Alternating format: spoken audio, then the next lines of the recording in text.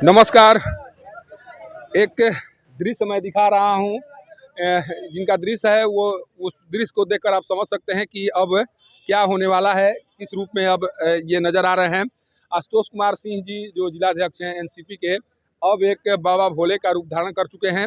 इनका मानना है कि अब समय आ गया है जब जब इस रूप में वैसे व्यक्तियों का संहार होना चाहिए जिनके द्वारा इस धरती पर न केवल पाप कर्म किया जा रहा है, बल्कि उनके पाप कर्म के बदौलत जितने भी लोग हैं, जो पीड़ित लोग हैं, उन्हें मिलना चाहिए, उनका उद्धार होना चाहिए। देखिए पूरी तरह से बाबा भोले का ये रूप धारण कर चुके हैं।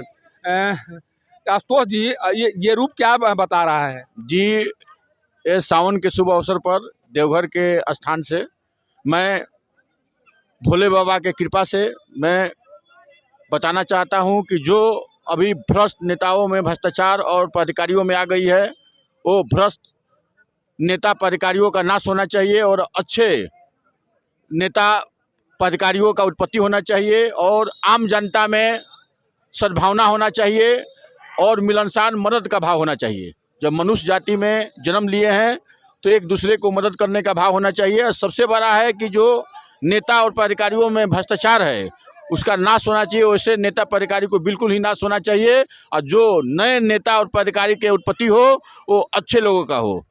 अच्छा, कहा जाता है कि जब जब धरती पर पाप का जो ये बोलबाला हो जाता है, उसके बाद जो है यहाँ पर कोई न कोई अवतारी पुरुष के रूप में आते हैं, जैसे राम हुए, कृष्ण हुए, या जो भगवान विष्णु के जो अवतार है विभिन्न अवतारों में के माध्यम से यहाँ पर पृथ्वी को पाप मुक्त किया गया है। क्या अब वो समय आ गया है? जी जी, बिल्कुल बिल्कुल।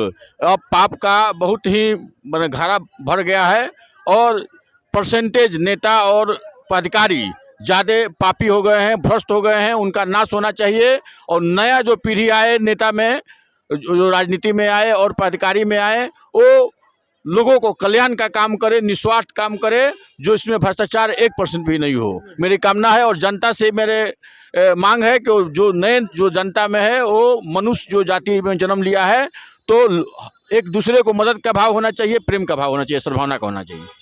अभी तक इनका रूप आप एक नेता के तौर पर देखते आए हैं, लेकिन आज जो इनका नज़ारा है, जो इनकी इनकी तस्वीर आप देख रहे हैं, वो ये इंगित कर रही है कि अब बदलाव होने का समय आ गया है। और ये बदलाव इसी तरह के जो महापुरुष हैं या इसी तरह के पृथ्वी पर जो भगवान का जो भगवान विष्णु का अवतार है, उसी तरह के कोई न कोई अवतारी पुरुष यहाँ पर आएगा और एक जैसे